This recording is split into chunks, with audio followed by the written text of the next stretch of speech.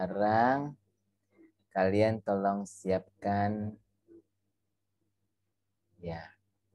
Tolong siapkan Vevox ya, karena yang udah download Vevox ya. Nah, kita siapkan Vevox. Oke.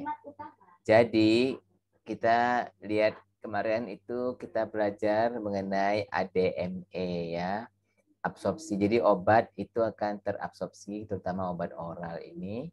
Kemudian absorpsi itu harus melalui kalau ini adalah usus ya, lumen usus, dia harus keluar ke epitelium usus ya, melalui epitelium usus masuk ke vena porta ya, portal vein. Vena porta masuk ke liver ya. Nah, dari liver record belum ya? Dari liver dia akan mengalami metabolisme, kemudian akan dikeluar lagi ya, keluar lagi masuk ke seluruh tubuh. Oke, masuk ke seluruh tubuh ya. Nah, sekarang kita udah ini semua yang sini kita udah pelajari, cuman kita sekarang tentang distribusi ya. Nah, sekarang kita ini dulu, kita delete dulu ini, kita coba ini untuk apa, lihat pengertian kalian dari kuliah yang lalu ya. Coba kalian masuk ke Vevox, terus masuk ke ID ini ya. Keluar yang tadi farmakologi, kalian exit dulu, exit session dulu, masuk session baru ya, yaitu 154 818 914 ya, masuk baru ya. Oke. Yang tadi kamu keluar dulu. Oke, pertanyaannya, mengapa absorpsi obat lebih banyak terjadi pada usus halus daripada di usus besar? Kenapa? Ayo.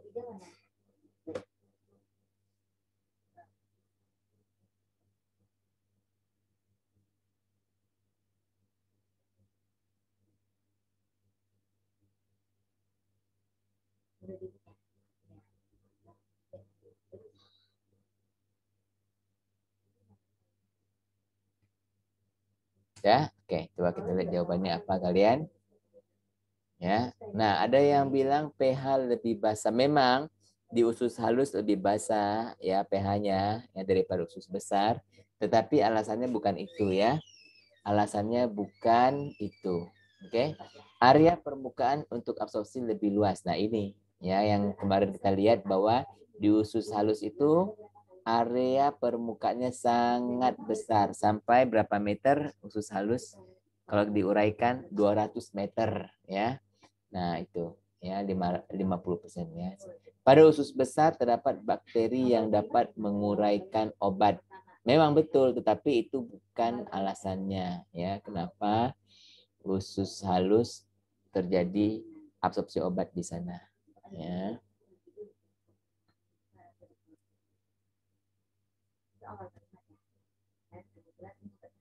Salah.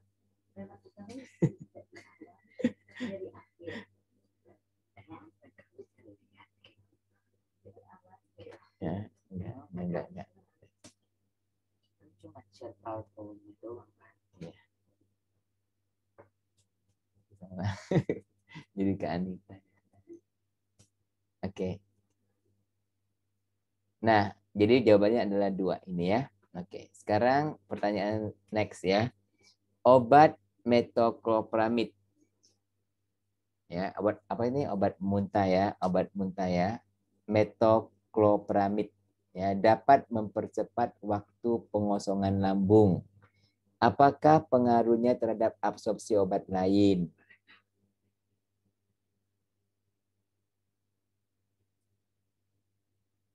Bertambah atau berkurang? Ayo dijawab.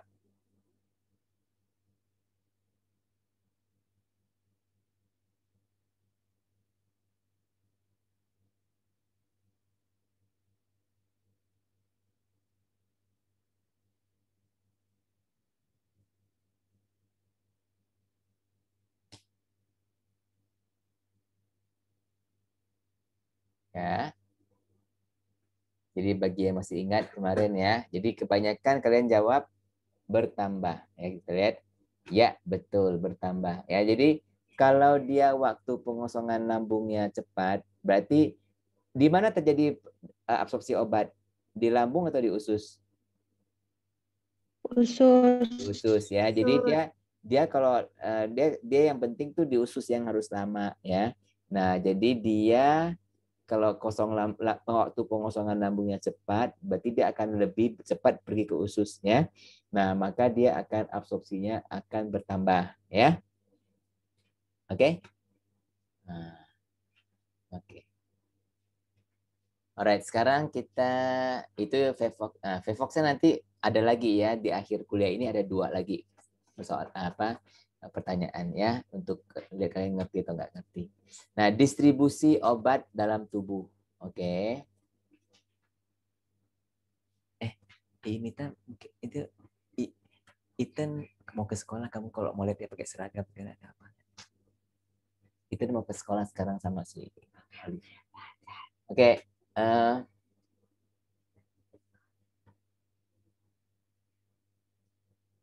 Jadi kalau systemic circulation, jadi sirkulasi sistemik ini pembuluh darah ya, dalam pembuluh darah ya. Jadi kalau kita lihat di sini obat secara oral ataupun secara pulmonary itu di semprotan ya, semprotan inhaler itu ya. Nah, semua itu akan diabsorpsi ya, diabsorpsi ujung-ujungnya kan masuk ke peredaran darah ya, ke peredaran darah. Oke. Kemudian dia obat kan dalam pembuluh darah ini banyak protein ya, banyak protein terutama albumin ya. Jadi dia akan ada ikatan dengan albumin, ikatan dengan protein atau albumin ya. Nah, jadi nanti dia akan karena yang diikat oleh albumin ini nggak bisa menyeberangi pembuluh darah ini ya. Jadi dia akan tetap pada pembuluh darah. Jadi dia semacam disimpan ya dengan terikat pada protein ya. Dan ada yang dia sudah keluar dan menuju ke jaringan dan dia mengikat jaringan ya. Jadi kita bilang dia disimpan dalam ikatan dengan jaringan ya. Ada yang dia keluar dari pembuluh darah ini keluar ke tempat jaringan di mana dia bekerja ya. Contohnya insulin. Nah, dia akan bekerja di sel-sel tubuh kita ya, bukan dalam pembuluh darah tapi dalam sel-sel tubuh kita ya. Nah, dia membantu pengelolaan glukosa itu ya, glukosa dan glikogen ya. Dan misalnya kita bilang antibiotik ya, dia akan pergi ke tempat di mana ada bakterinya ya, antibiotik. Oke? Dan sebagainya. Nah, sekarang obat ya, obat harus ditransport obat melalui endotelium pembuluh darah. Jadi supaya obat ini bisa keluar dari pembuluh darah, dia harus melewati endotelium. Apa itu endotelium? Yaitu lapisan terdalam dari pembuluh darah. Ya, dia harus bisa melewatinya, ya, menyeberanginya sehingga dia keluar. Ya. Nah, pada kuliah yang lalu kita sudah kaji proses absorpsi obat sehingga tersedia ke dalam peredaran darah. Nah, supaya obat menjadi efektif, ia harus keluar dari peredaran darah dan bekerja di lokasi di mana ia diperlukan. Nah, obat perlu keluar dari pembuluh darah dulu, dari sini ya. Nah, ya, contoh ini adalah kapilari endotelium. Jadi dia harus melewati sini ya, harus bisa keluar ke sini. Nah, ini kalau kita lihat kapiler ini ya, ini adalah arteri ya, arteriol atau arteri. Dan ini adalah vena. Jadi sebenarnya arteri dan vena itu ada sambungannya, ya ada sambungannya ya. Nah, di sekitar sini ada sel-sel di tubuh kita ya. Nah, di sini ada cairan-cairan di antara sel ya yang kita sebut interstitial, cairan interstitial ya. Jadi ada pertukaran zat ya dan zat dan gas antara pembuluh darah dengan cairan ya, cairan. Jadi misalnya O2 nih. O2 kan dari sini dia ke sini ya.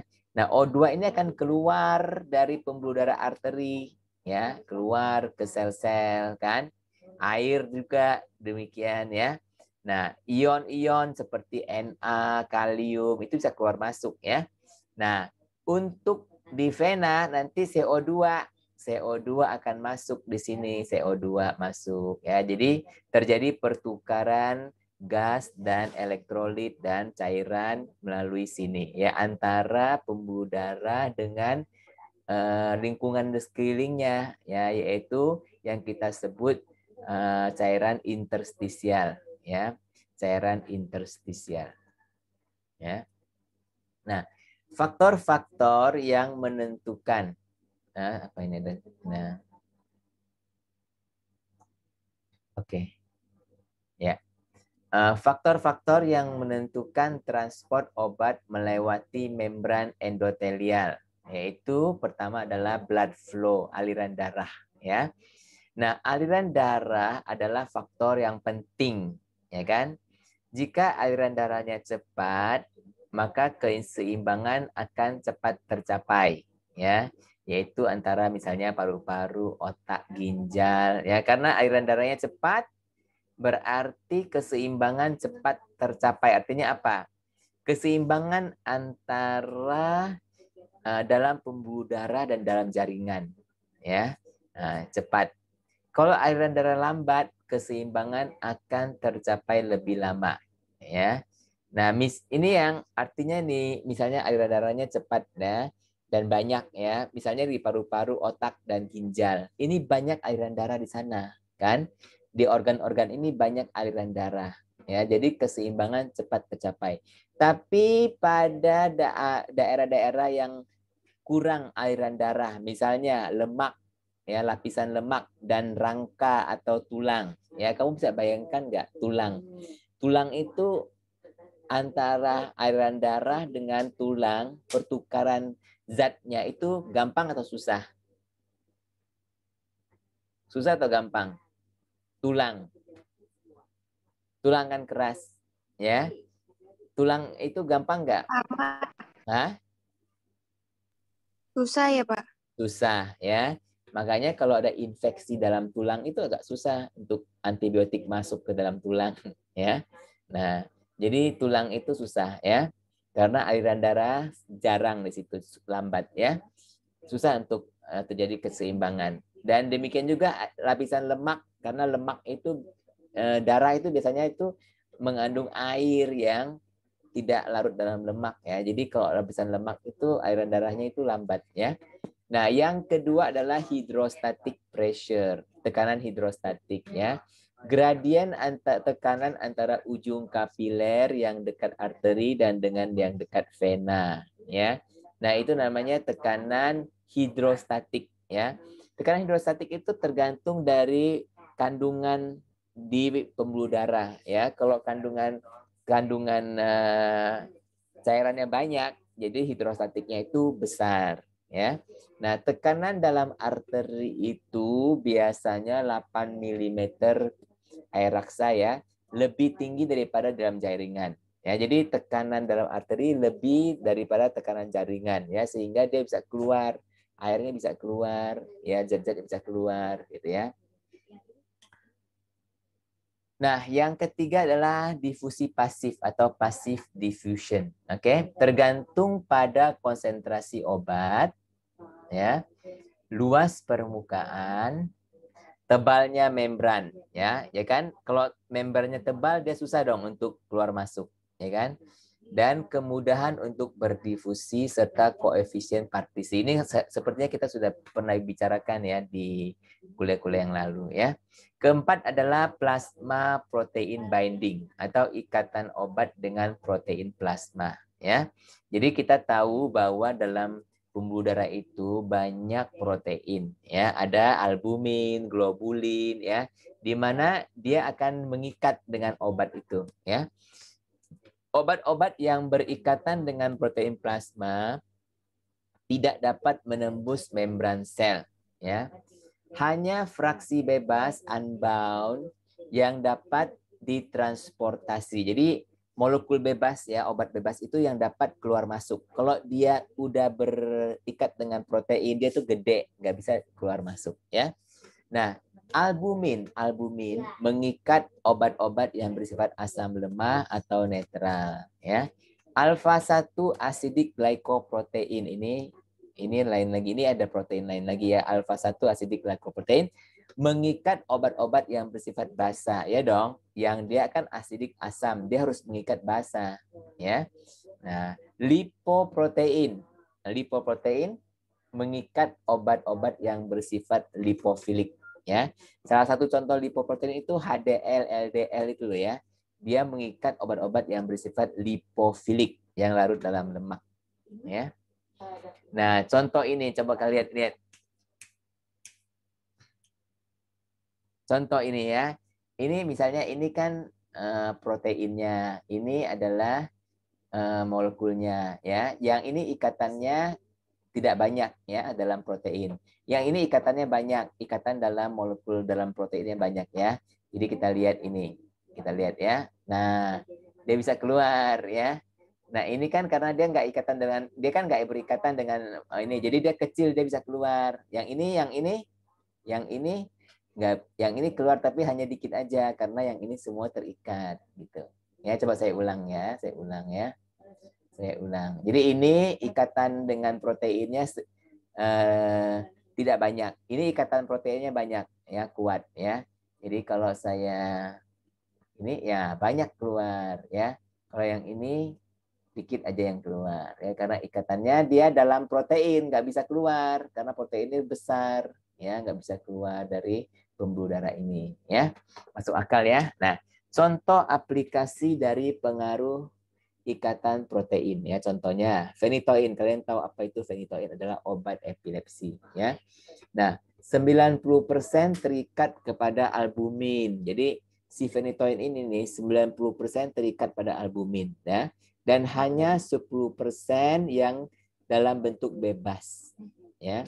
Nah, sedangkan yang hanya dalam bentuk bebas itulah yang aktif. Kenapa? Karena yang dalam bentuk bebas itu bisa keluar masuk ya, keluar masuk, keluar ke misalnya tempatnya, yaitu di otak ya, di saluran saraf, itu di sel-sel saraf ya, dia bisa sampai ke situ karena yang hanya yang dalam bentuk bebas ya. Nah, kalau orang yang mempunyai albumin rendah, contohnya apa? Orang yang sakit liver, albumin rendah, karena disitulah dibuatnya albumin kan di liver ya. Atau sakit ginjal, misalnya nefrotik ya, nefrotik, sakit ginjal, nefrotik ya, dia juga albuminnya rendah ya. Nah, maka phenytoin yang dalam bentuk bebas akan bertambah ya, dapat menyebabkan keracunan, overdosis kalau tidak kita turunkan dosisnya. Ya, ngerti nggak? Kan dia meskipun dosisnya sama, tapi karena dia banyak yang bebas, sehingga dia bisa menyebabkan keracunan. Ya, demikian juga kalau ada interaksi obat, karena ada obat-obat tertentu, misalnya ibuprofen atau naproxen, dapat merebut protein dari phenytoin. Ya, jadi ada nih obat yang ikatan kepada proteinnya lebih tinggi, yang kita sebut lebih afinitasnya lebih tinggi ya. Dia dapat merebut. Nah, kalau dia rebut, si phenytoinnya banyak yang jadi bebas. Nah, yang banyak jadi bebas, dia yang aktif ya. Jadi dia yang akhirnya terjadi keracunan. Ini bisa ngerti nggak? Ngerti nggak sini? Bisa ngerti Ya, nggak? Pak. Ngerti ya?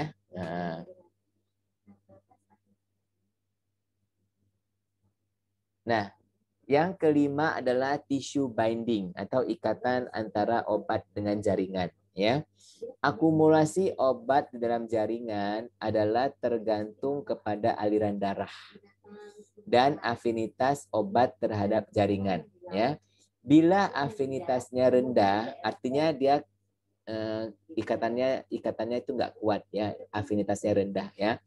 Konsentrasi dalam jaringan akan turun apabila konsentrasi dalam plasma turun.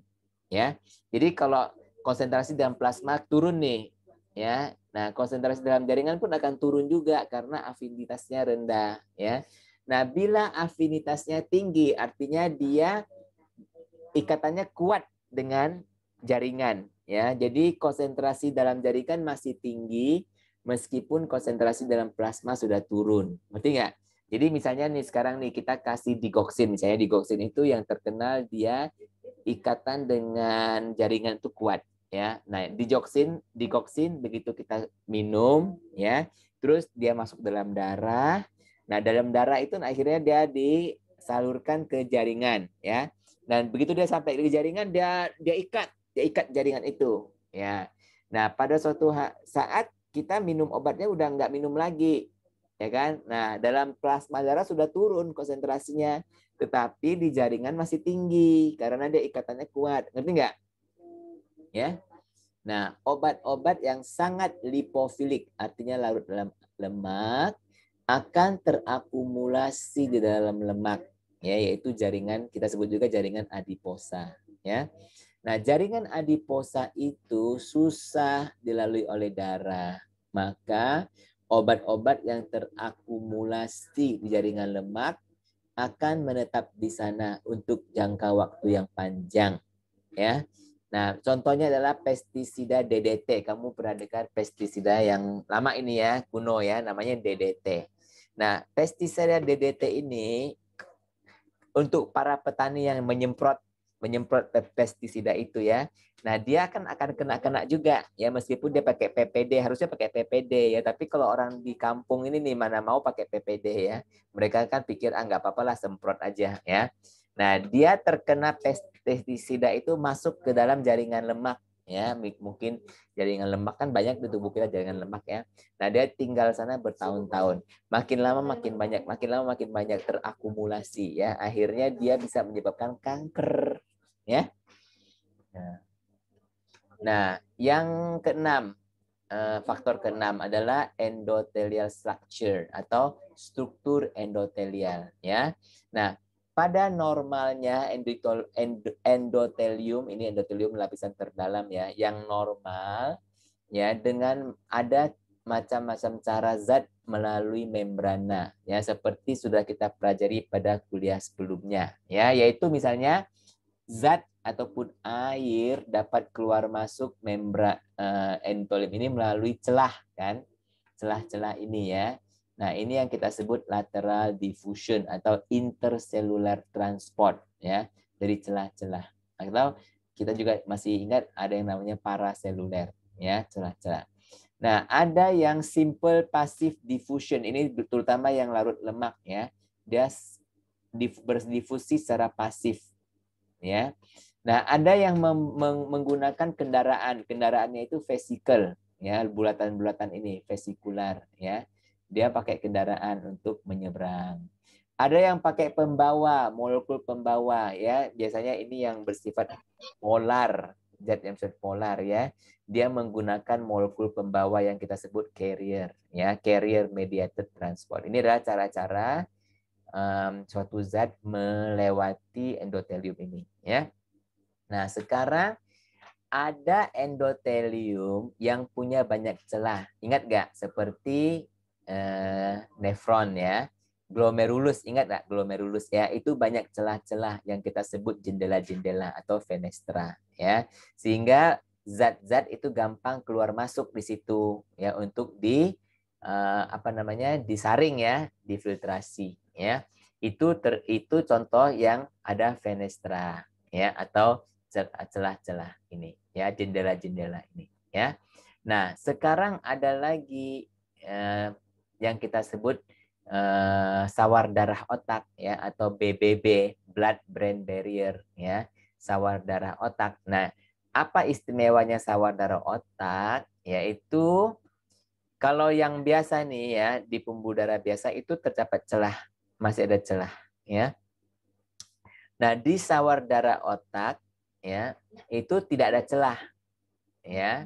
Nah, dia disebut tight junction. Tight ya, artinya sangat ketat, nggak ada celah ya. Kalaupun ada celah, celahnya kecil ya. Jadi dia ketat. Kenapa ketat? Ya, celah antar sel sangat rapat ya, dan juga di luar-luarnya terdapat gerbang-gerbang ya. Kalau kita bilang ini pintunya tertutup ya. Dan di sini ada gerbang. Jadi orang itu susah mau masuk, harus lewat gerbang, harus ada pintu lagi ya. Nah, ada gerbang-gerbang. Gerbangnya itu adalah sel-sel yang disebut astrocyte ya, astrocyte ya. Nah, ditambah lagi dia ada molekul-molekul yang dapat memompa keluar ya, memompa zat-zat untuk keluar yang kita sebut efflux ya, pompa efflux. Ya, tadi yang kita pelajari di farmakologi tadi ya, kan ada bakteri dia itu menciptakan efflux ya, yang bisa pompa keluar ya. Nah, kenapa tujuannya sawar-darah otak itu begitu ketat? Tujuannya apa? Yaitu melindungi otak dari zat-zat yang mungkin berbahaya bagi sel otak ya, karena otak itu adalah CPU kita ya, otak itu adalah yang paling penting kan ya. Jadi kalau nggak bisa sembarangan, ini otak itu tempat yang paling penting, nggak bisa sembarangan zat-zat masuk, nanti otak kita rusak ya. Jadi harus dilindungi ya. Nah, masalahnya kalau ada infeksi di otak atau saraf ya, kita nggak bisa masuk, ini susah untuk masuk obat ya. Maka kalau kita mau mengobati sel-sel otak, maka kita perlu upayakan obat itu harus masuk ke melalui sawar darah otak ini ya, ngerti nggak? Itu kita punya masalah ya. Nah, bagaimana cara kita mengatasi ini supaya obat bisa masuk ya? Pertama adalah kita merusak BBB ya, yang bagus ini, yang diciptakan oleh Tuhan ini ya, dengan begitu ketatnya harus kita kasih celah dikit ya, kita rusak dikit. Ya, caranya apa? Untuk dapat secara efektif menghantar obat anti kanker ke dalam otak, misalnya pasien tumor otak ya, tadi itu ya, astrocyte itu banyak tumor juga di sana ya. Nah, maka dilakukan perusakan BBB. Jadi BBB ini dirusak ya. Nah, untuk itu pasien mesti dibius ya, dan kita suntikkan larutan manitol ya, larutan manitol yang hiperosmotik. Hiperosmotik 20%. Jadi kalau ada larutan yang hiperosmotik ya, sel itu akan menciut. Ya.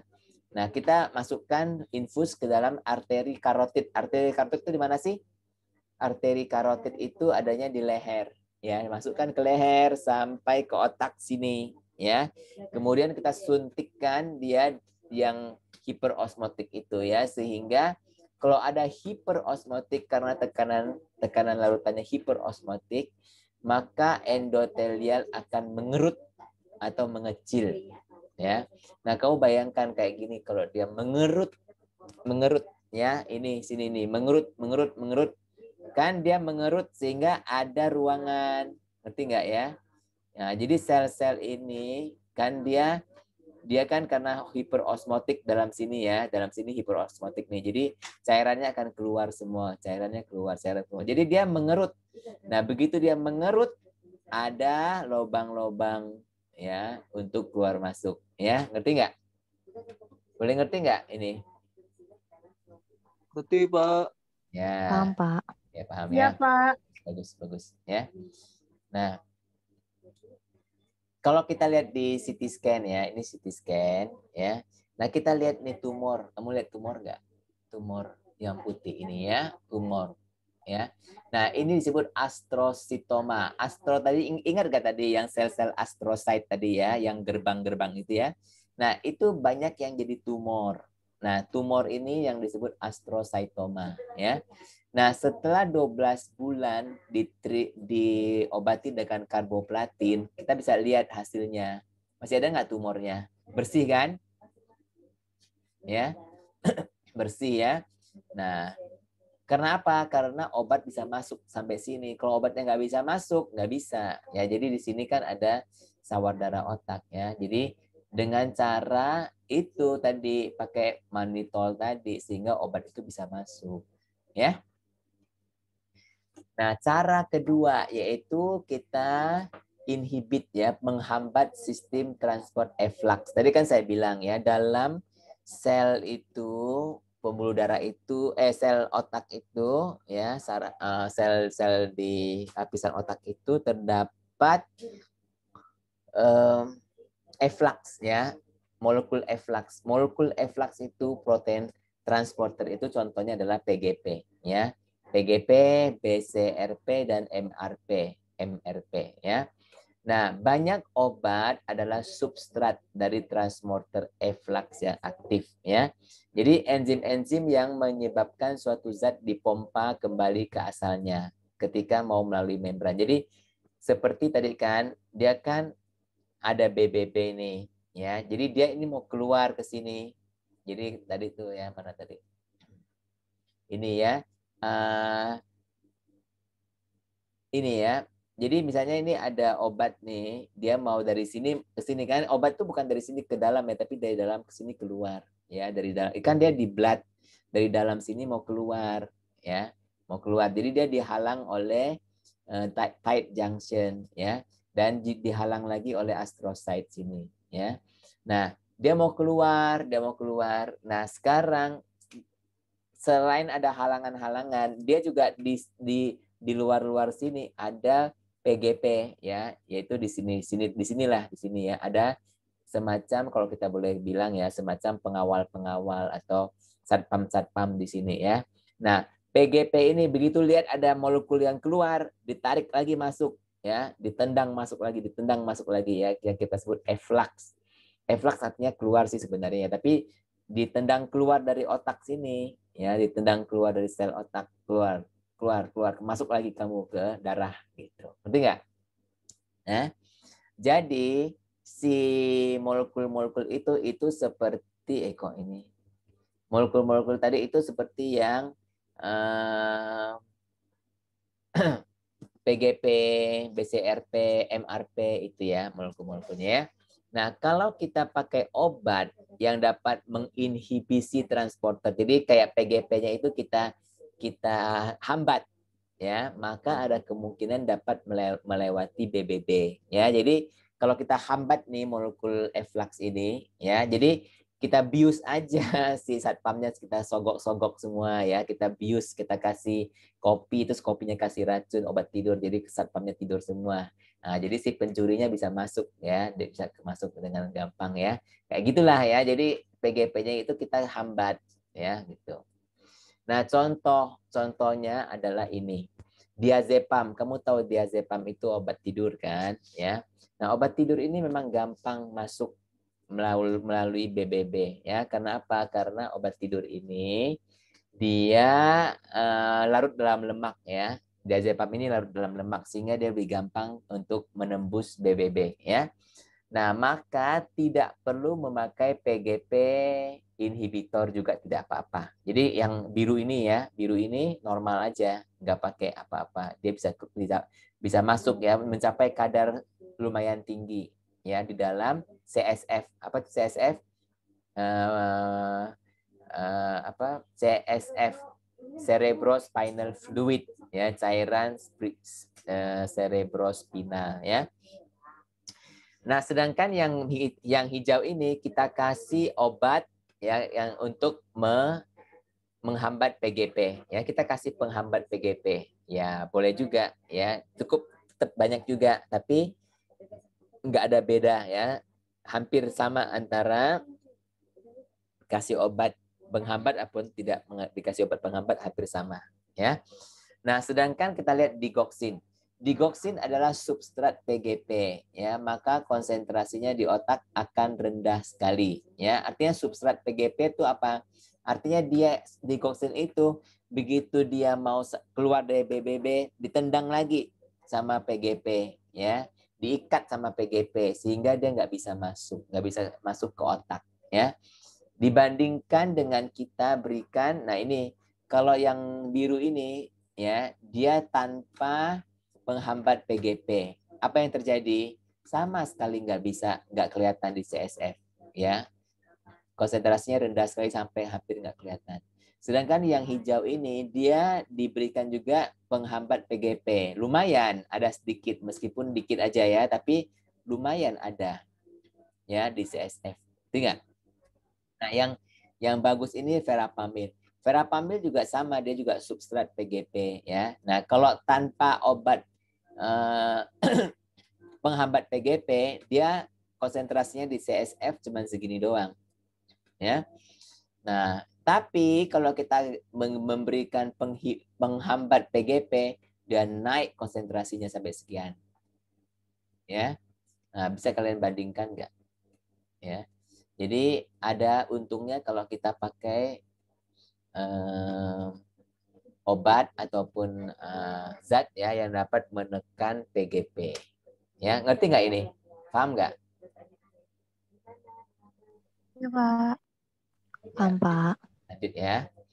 Nah, yang ketiga adalah kita menggunakan transport aktif. Ya kan tadi kan ada kemungkinan lain yaitu kita gunakan transport aktif, yaitu menggunakan protein pembawa. Ya. Nah, jadi kalau kan nggak bisa nih molekulnya lewat ya. Jadi kita sewa siapa? Sewa porter ya, pembawa ya. Nah, pada BBB terdapat berbagai sistem transport aktif, yaitu protein-protein pembawa dengan bantuan energi dari ATP, ya, yang memungkinkan masuknya nutrien, asam amino, dan gula. Ya, bayangkan, glukosa. Otak kita, sel otak perlu nggak glukosa? Perlu nggak glukosa? Perlu ya, untuk energi kan? Apakah sel otak perlu asam amino? Perlu banget. Ya, untuk perlu apa? Asam amino kan, asam amino juga bagian daripada neurotransmitter, ya kan? Perlu banget ya. Nah, jadi dia perlu masuk asam amino, tapi kan nggak bisa karena dia polar ya, kedua zat ini polar ya. Nah, supaya bisa keluar dari BBB, dia harus menggunakan pembawa. Molekul pembawanya itu yang di sini GLUT1 sama LAT1 ya. LAT1 sama GLUT1. Nah, obat-obat dapat dimodifikasi struktur kimianya sehingga dapat menyerupai nutrien-nutrien ini. Ini kan nutrien yang normal, alamiah ya, dan molekul-molekul ini sudah disediakan oleh Tuhan, alamiah, sudah ada dalam tubuh kita ya. Nah, sedangkan untuk obat belum ada, karena obat kan kita nggak pakainya hanya sekali-sekali aja ya. Jadi dia dimodifikasi struktur kimia obat ini hampir sama dengan glukosa ataupun asam amino ya. Sehingga dia dapat menggunakan transporter aktif ini untuk masuk ke dalam otak. Jadi obat ini menyamar ceritanya ya. Contohnya, oke, contohnya. Nah, ini ada keterangan pada nota di bawah slide ya. Jadi kalau kalian end show ini ya, di sini ada notanya ya. Ada notanya ya. Nah, di notasi ini dikatakan ya, dopamin ya. Jadi dopamin ya adalah obat untuk Parkinson ya. Tapi molekul dopamin ini ya tidak dapat menyeberang ke dalam otak ya, tidak dapat melewati BBB karena dia sangat polar ya. Maka diakali dengan mengubah strukturnya menjadi L-dopa ya, levodopa L-dopa ya. Nah, karena strukturnya mirip asam amino L-dopa ini ya, maka dia bisa mengikat LAT1 tadi ya dan dibawa melalui BBB ya. Jadi kita mengakali si pembawa itu ya. Aku ini saudaranya mirip gitu. Jadi bawalah aku temannya gitu ya. Sedangkan dopamin ini yang diperlukan tapi dia nggak bisa. Jadi akhirnya dibawanya L-dopa. Nanti L-dopa dalam otak bisa diubah menjadi dopamin. Ya. Nah, kalau gabapentin itu dia mirip dengan GABA, ya. Gabapentin ini obat apa? Obat epilepsi, ya. Dia mirip dengan GABA. GABA ini, ya. GABA ini, ya. Nah, sebenarnya GABA ini yang diperlukan, GABA ini yang diperlukan ya untuk epilepsi karena GABA ini adalah neurotransmitter yang menenangkan otak. Kalau epilepsi itu kan kejang-kejang ya. Jadi neuron di otaknya itu terjadi semacam ada aliran listrik ya. Jadi kejang-kejang. Jadi kita perlu memakai GABA. GABA ini penenangnya ya. Tapi GABA ini nggak bisa menyeberangi BBB. Maka dibuat molekulnya menjadi gabapentin. Gabapentin. Nah, gabapentin ini mirip asam amino, ada NH2 di sini. Ya. Sehingga juga bisa dapat dibawa oleh LAT1 ya. Nah, jadi kedua ini ya dapat dibawa oleh LAT1 transporter ya. Jadi sekali lagi kalian bisa melihat keterangannya di sini ya. Di bawah ini. Nah, ini adalah slide yang hampir slide terakhir ya, di mana saya merangkum ya. Jadi obat sekali lagi ya dari macam-macam ini masuk ke central compartment ya. Central compartment ini adalah kompartemen sentral pusat yaitu pembuluh darah ya. Nah, di sini ada obat dalam keadaan bebas, tidak terikat ya, ada obat yang terikat pada protein ya. Dan obat yang bebas itu bisa masuk ke hati atau hepar untuk biotransformasi ya. Ada yang diekskresikan ya. Kemudian ada yang masuk ke dalam jaringan dan mengikat jaringan ya.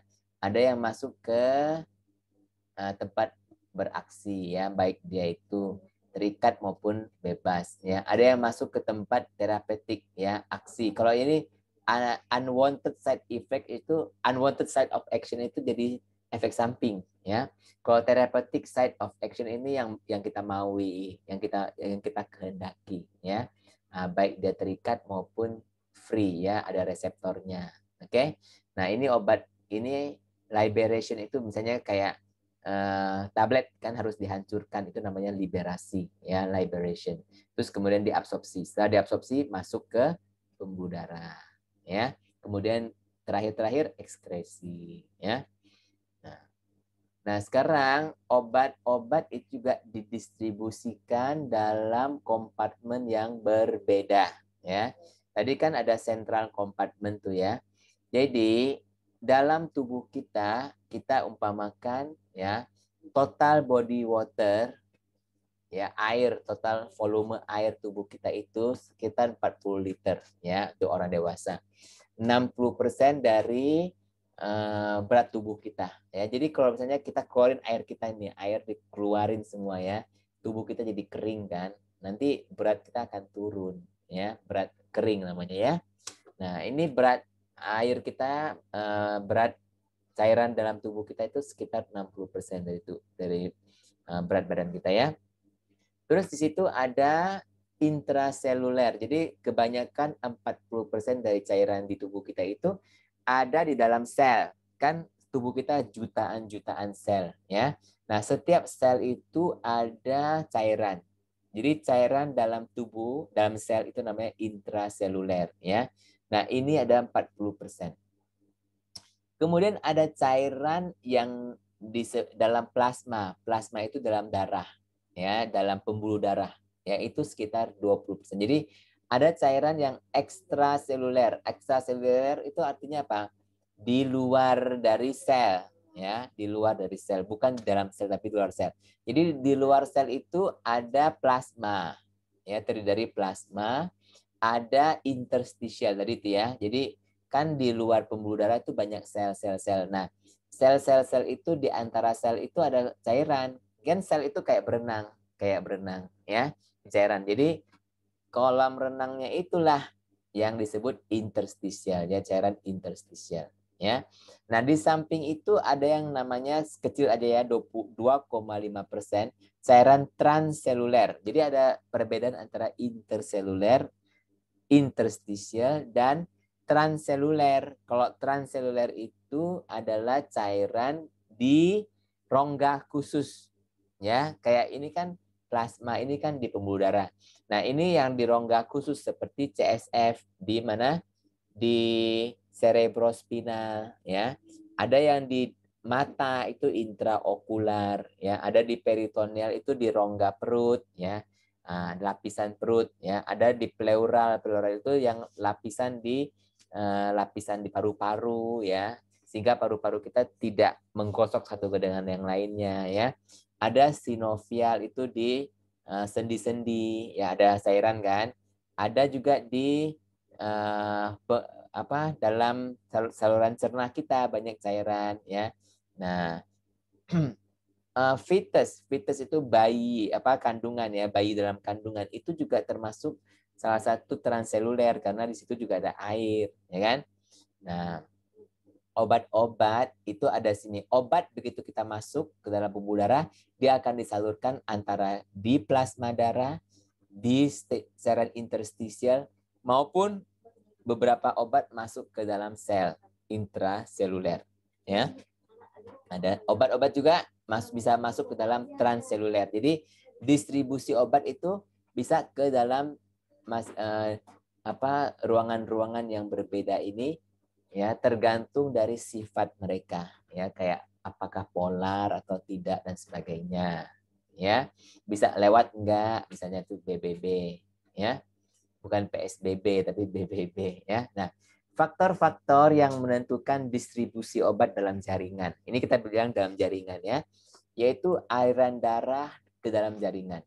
Semakin banyak darah masuk dalam jaringan tersebut, maka semakin banyak obat yang masuk. Ini sudah bisa dimengerti lah, ya. Misalnya hati dan ginjal masing-masing menerima 25% dari darah yang keluar dari jantung, yaitu curah jantungnya, cardiac output. Yang kedua adalah protein binding. Kalau protein bindingnya tinggi, ya, maka dia tidak bisa masuk keluar ke jaringan, ya, karena dia hanya akan ada dalam pembuluh darah. Lipid solubility, kelarutan obat dalam lemak. Obat-obat yang larut dalam lemak lebih mudah melewati membran, ya, dan dia masuk ke dalam jaringan kalau jaringannya adalah jaringan lemak, ya. Kemudian ukuran molekul yang kecil yang lebih mudah keluar. Ionisasi molekul obat, ya. Obat-obat dalam bentuk ion akan lebih sukar melewati membran dibandingkan dengan dalam bentuk non-ionik, ya. Nah, ini slide yang terakhir sebelum kita ada 2 pertanyaan, ya, yaitu volume distribusi. Volume distribusi adalah volume teoretikal, ya, di mana tubuh dianggap sebagai suatu wadah. Jadi tubuh kita ini dianggap sebagai suatu wadah, kayak suatu ember, ya, di mana obat dianggap terlarut di dalamnya. Sehingga semakin besar VD berarti semakin kecil konsentrasi. Jadi kalau kamu bayangkan, ya, ada 2 ember, ember besar sama ember kecil, ya.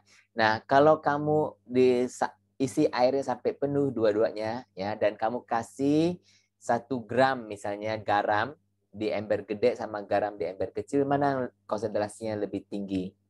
Ember kecil atau ember gede?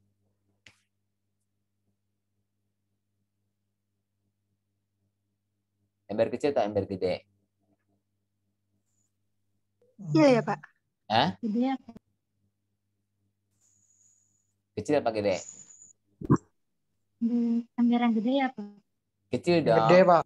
Kecil dong, kan konsentrasi. Semakin kecil wadahnya, konsentrasinya kan semakin gede, ya kan? Kalau kamu ember gede berarti udah terlarut, ya. Jadi diluted, ya, terlarut, ya kan? Iya, Pak.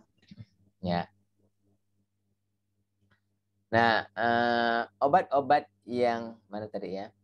Nah, contoh obat-obat yang terikat kuat dalam jaringan, ya. Kalau dia terikat kuat dalam jaringan, dia akan mempunyai VD yang besar. Kenapa? Karena dia keluar ke jaringan, ya kan? Jadi dia akan terdistribusi dengan lebih besar, ya. Seperti digoxin, dia akan mempunyai VD-nya 7, ya.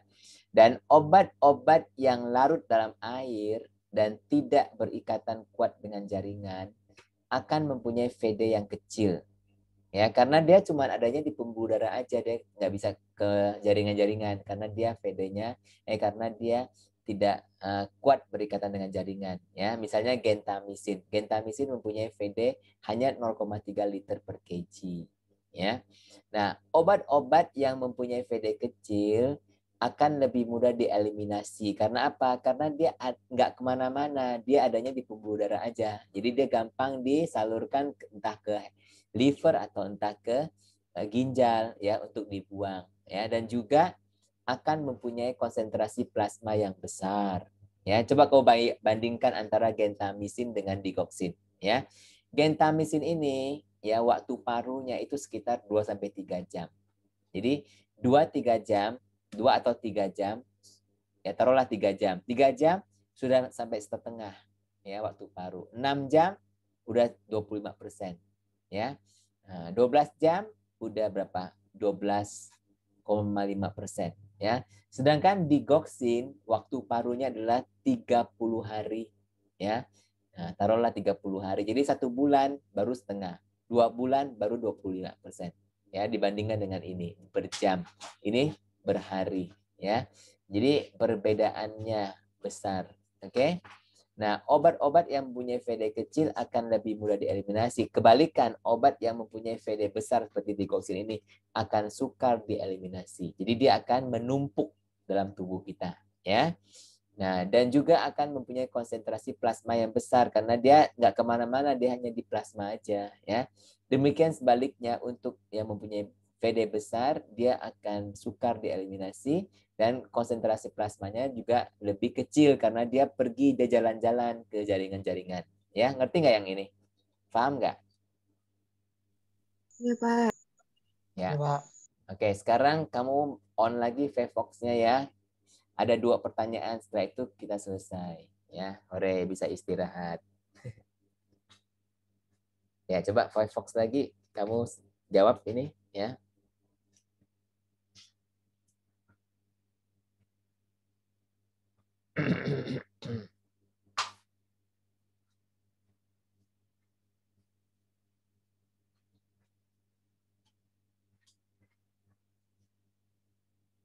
Untuk terapi meningitis ya, infeksi selaput otak atau menengis, kita harus mencari antibiotik yang dapat melewati sawar darah otak. Obat mana yang lebih mudah melewati BBB? Yang mana? Ayo. Yang larut dalam lemak atau larut dalam air? Yang terikat protein atau yang bebas?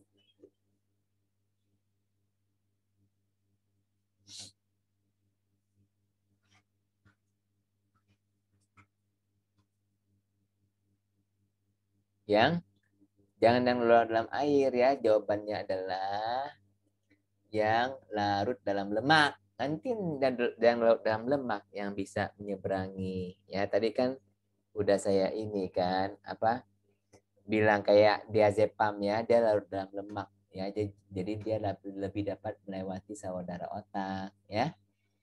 Oke, berikut obat warfarin ya, obat warfarin. Oke.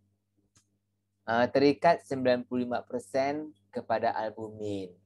Obat anti nyeri fenilbutazon dapat berkompetisi dengan warfarin dalam mengikat albumin. Akibatnya mana?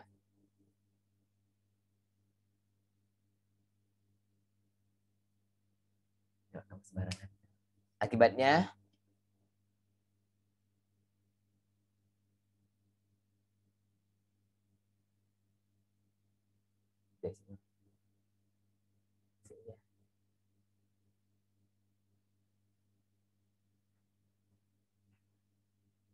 akibatnya apa?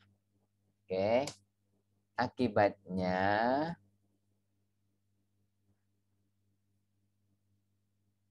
mana? Ya, yang mana yang betul nih ya? Banyak yang ini ya. Jadi akibatnya adalah ini ya, lebih banyak warfarin bebas karena dia kan tertendang dari albuminnya ya. Lebih banyak warfarin yang bebas. Oke. Khasiat warfarin turun atau naik kalau kayak begitu? Turun atau naik? Naik, Pak. Naik dong ya, karena kan yang bebas ini yang khasiatnya lebih besar kan? Ya kan naik ya.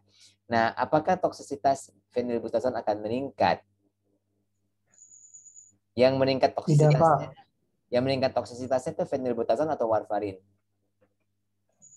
Warfarin. Warfarin ya. Jadi si fenilbutazonnya itu hanya adalah sebagai yang mengompor-ngomporin gitu ya. Nah, yang ngompor-ngomporin gitu. Oke. Ya, saya harap kalian ngerti semua ini ya. Ada pertanyaan nggak? Pas-pas 22.30 ya, 1 jam lah kurang lebih ya. Lebih kurang. Ada pertanyaan nggak ya? Enggak, Pak. Nah, kalau nggak ada, saya ucapkan selamat malam dan selamat menjalankan puasa. Ya, besok bangun pagi untuk sahur ya. Udah siap-siap? Udah masak? Belum? Ada yang kerja lagi ini?